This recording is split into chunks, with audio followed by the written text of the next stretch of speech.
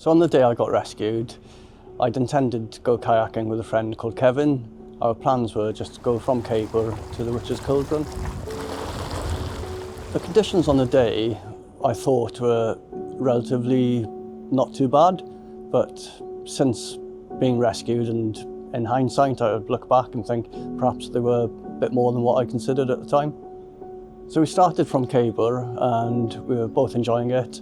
I was finding it a little bit difficult to stay on my kayak because I had a surf kayak which wasn't ideal for the conditions, and we carried on and everything was fine until the moment I capsized. So after capsizing, things got a little bit worse. Initially they weren't too bad, I managed to get back on my kayak, but then another wave came and washed me off again. After that Kevin came over to try and help me, and in doing so, I accidentally capsized him, so we were both in the water.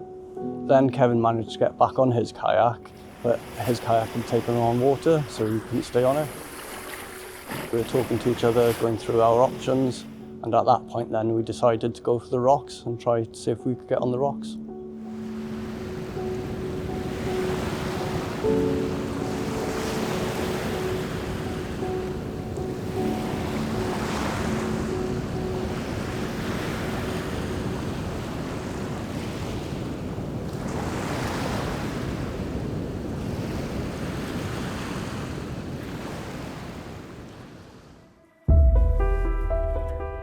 At the time the pager went off, I was sat at home, I was home working. I think I was on a Teams call with one of my finance colleagues, and the pager went off, and I dumped the Teams call as elegantly as I could and ran out the door and proceeded to the station. My pager went off and I was sitting there with my 6-week-old little grandson. So all the family was around. We were just sitting there with the little one, and next minute the pager went off and I literally jumped over him, ran out the door, and everybody went, "Where's she gone?"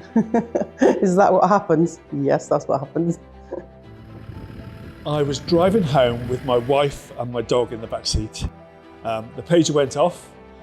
I instantly stopped the car.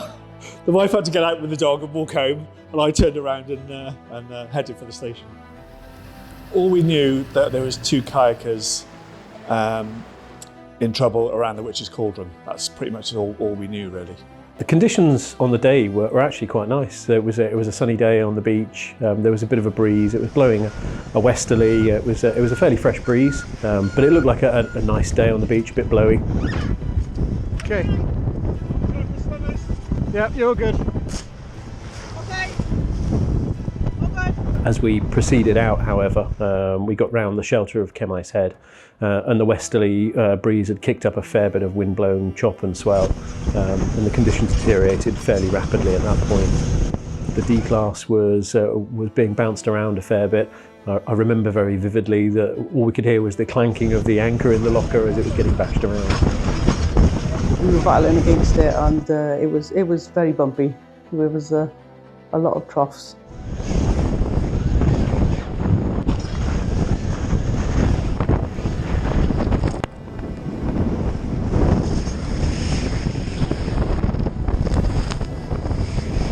Conditions worsened, which I think prompted North Devon Coast Guard to call us on the VHF radio and asked if we were happy to proceed in the conditions. Are you content with the conditions, are you? Are you happy? Happy with conditions? For now? Yeah. Yeah. There's 2 guys in the water somewhere. What are you going to do? You're not going to go home, are you? So we were like, we messaged Milford back saying, yeah, we're quite happy to proceed with what we're doing, and we carried on with a shout. So I'm glad we did that day.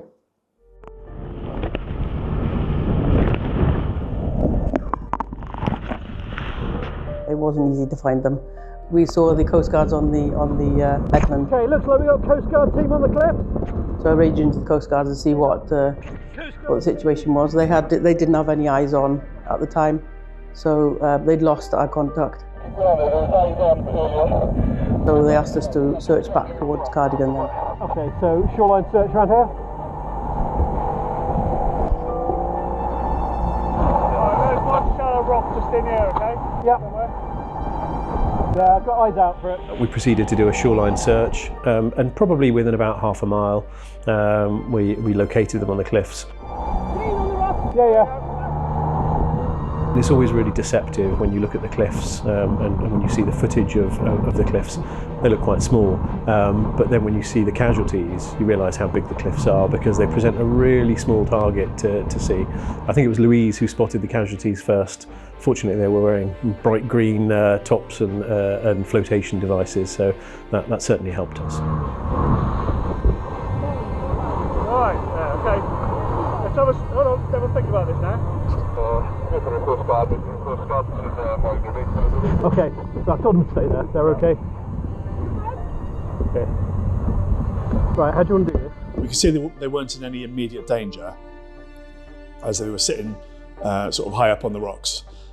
So it gave us time then to properly assess how we were going to go about rescuing them and the best method. What we didn't want to do was go in, steaming in, and potentially get ourselves in trouble. So the RNLI training kicked in and we properly assessed the situation, came up with a plan, agreed it between us all ourselves, and then carried it out. We decided that the best option was to come in close, one of the crew members jump out and swim and climb up. So that was basically what we did, and then extract them one by one onto the lifeboat. I can't remember whether I volunteered or Mark volunteered me to jump in the water and swim across and have a chat with them, but really happy to do so.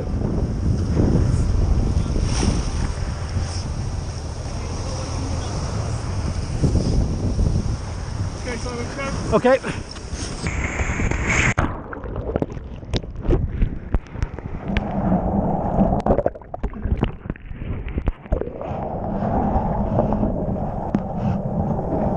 Feel the cliff face going up and down in front of me 6 feet at a time. I figured the best course of action was to just grab hold of the rocks as best I can, wait for the waves to recede and then try and claw my way up. It's not a situation you expect yourself to be in, being smacked against some cliffs while being semi-submerged. But my confidence stems from the fact that the dry suits are really robust. I think I'm scraping my knees up and down on the cliff face covered in barnacles, and it was really robust. I didn't feel any of that. How you doing, guys? Good afternoon. Once I got up onto the rocks, it was really nice. That you always do an initial assessment as you approach a casualty and as you greet them, and they seemed in fairly good spirits, which is always a good sign when you're having a decent conversation with a casualty, and you can see there's a bit of a sense of humour there. You think, we're in good shape here. Good to see you too. You okay? Sorry about this. Simon, Gwyn and Kevin. You both okay? Okay. Gwyn had cut his leg a little bit and he bonked the top of his head on a rock, so he had some cuts and scrapes, but he seemed to be fairly okay. So what happened next was, after ascertaining that they were broadly okay, then I indicated to Mark that we'd proceed with the plan that we had at the beginning, which was to get a throw line across to us on the rocks. I took Kevin down to the water's edge first because he seemed a little bit more comfortable with the conditions. You want to grab my hand as well? Lovely. I briefed Kevin as to what the plan was, made sure he was happy with it. So the roles that I played was to throw the throw line to Simon to get the casualties back into the boat. It's like the adrenaline kicks in, and you know that has got to go to that person, and it did. Oh, good catch, my man. I gave Kevin a brief as to how to enter the water as safely as possible, and we waited for a wave to come in. Okay, let's wait for this one. Okay, I'll just jump forward. Lovely. He's in. And then he jumped into the deep water on the back of the wave, and then Mark and Louise winched him into the lifeboat fairly rapidly. Great. So if you just wait here for a sec, what I'll do is I'll grab the line as it comes in. The best place to go from is, I think it's just, when we've got the rope in our hands, we stand there, wait for a wave to come in, and then you jump forwards into the deep water, and then they'll pull you in. Happy with that? Yeah. Anything you're scared about, worried about? Okay, good. The footage of that throw line, yeah, it's quite a proud moment.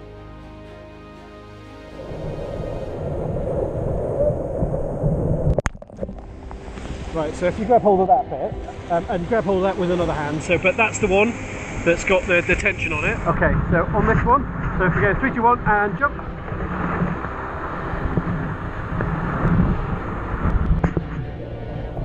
Obviously pulling the 3 people back into the boat that day, I've had a bit of a laugh with being the strongest person on board as well, or the muscles of the operation, that's how.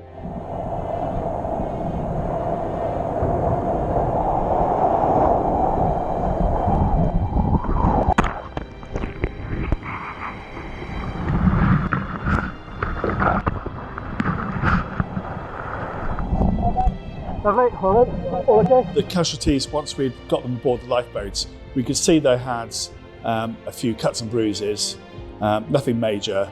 We sat them up and made sure they were okay.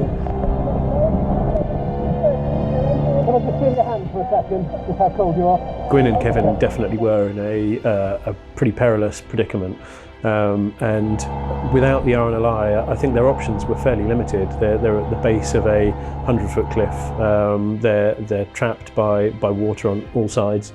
At this point, they've got a fairly strong surge of water bashing up against the cliffs, and Gwyn's already injured himself climbing out once. Let us know when you want us to hop out, yeah? There was no way out. Either way, it was, do you just go back in the water and swim? Do you sit there and wait? So it was that first informant on the cliffs that saved them that day. Yeah, I mean, it was a bit, we could see it was going to be a bit choppy, but you just got to go one way. Yeah, it's all it takes. We took him into Cable Beach then and handed him over to the Coast Guards.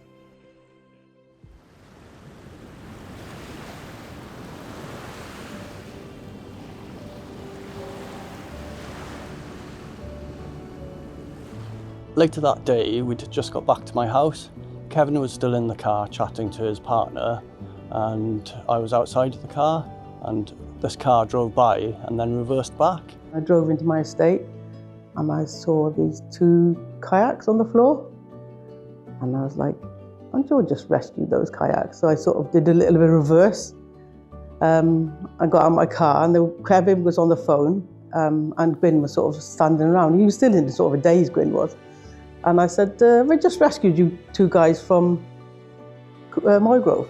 Yeah, they said, and I was listening to Kevin on the phone, and he was telling his wife all about it. So excited these people were, collecting them out of the water and that day. And he came off the phone, and I said, do you not recognise me? When Louise reversed back, I didn't recognise her. It was only when she said, I've just rescued those kayaks, that everything fell into place and we realised. I said, I was on the boat, just rescued you. Oh my God, he was so surprised, so surprised, shocked. It was quite a shock to see her, because I hadn't put 2 and 2 together and realised that she lived on the same estate. So we become a bit of a friend, Gwyn and myself.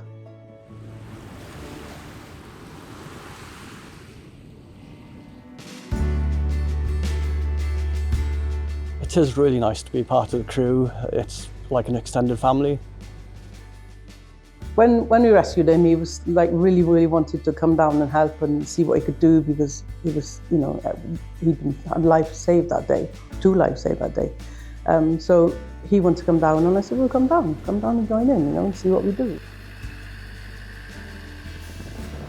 I think he got the buzz. I'm happy to say that I am Tier 1 competent on both boats. Having Gwyn on the crew now is fantastic, because he's seen it from both sides. So and you can see he really respects the sea now, and with the RNLI's training, he's just come on leaps and bounds. He's doing fantastically well, and a real valued member of the crew. Initially, the training involved shore crew duties, and then after that, being afloat, it was all different kinds of seamanship. I really enjoyed the training because it's completely different to my day job. My day job, I'm sat behind a desk for the best part of 8 hours a day. So doing the training, it's just completely different. It's really great having Gwyn on the crew these days, not least because he's seen it from both sides of the fence. And we do quite often have a laugh with Gwyn and gently poke fun at him when we have a rescue to a kayak and all eyes swivel round to look at him, and he gives us a wry smile. But it's lovely having him as a valued member of the crew. Having previously been rescued before joining the crew, I think when I'm now on a shout rescuing people, I do look at it differently to how I would otherwise. I remember once we were towing somebody in, and I was able to say to him, you know, don't worry, we've all been there. To save a life it's a very, very proud thing to be doing. But to have somebody to come on to join us as crew, for them to go and save a life, I hope that, you know, he carries on for 3 many years. To see him now being a fully functional part of our crew and joining us on shouts and helping others, it's enormously fulfilling for us, and I can only imagine it's hugely fulfilling for him as well. I feel very welcomed by the station, and I like to think I've made a lot of good new friends. To anybody who's considering volunteering for the RNLI, I would really encourage them to do so. Personally, I found that there's been so many positive effects from joining. I'd really recommend it. I find it really positive, the mental health aspect of it. You're out about in the fresh air doing things rather than just indoors. The community feel, helping the community, it's just really does give a lot back. What you put into it, you definitely do get back. I'd like to thank everybody who supports the RNLI. Not only did it make my rescue possible, but it makes every rescue possible, and without them we wouldn't be here.